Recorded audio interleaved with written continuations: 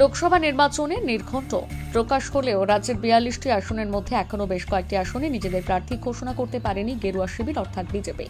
তবে বিজেপিকে টেক্কা দিতে আগেভাগে নিজেদের প্রার্থী ঘোষণা করেছে তৃণমূল।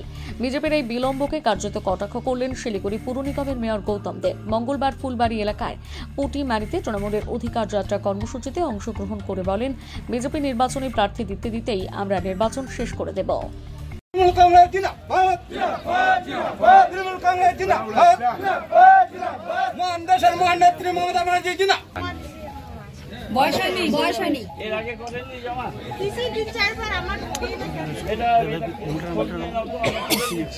নামটা বলেন, নামটা কি আছে?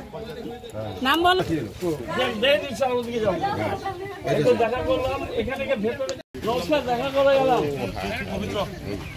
ভোটটা আমাদের এমপি জানাবে, লোকেরাই আছে, জিতেছে।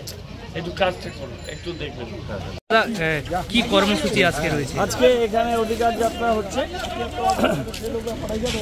ডাবগ্রাম ফুলবাড়ি গ্রামীণ ক্ষেত্রে 3টে মিটিং করলাম, এটা আজকে 4 নম্বর, তাহলে পুরো কমপ্লিট হয়ে যাবে।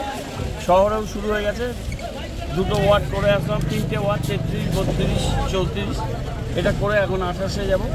চলছে, সব সিট জিতবো।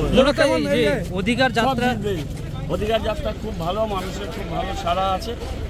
ডাবগ্রাম ফুলবাড়ি থেকে 30 থেকে 35,000 ভোটে লিড নেব শহর গ্রামে। এখনো বিজেপির প্রার্থী দিতে প্রার্থী দিতে ইলেকশন আমরা শেষ করব।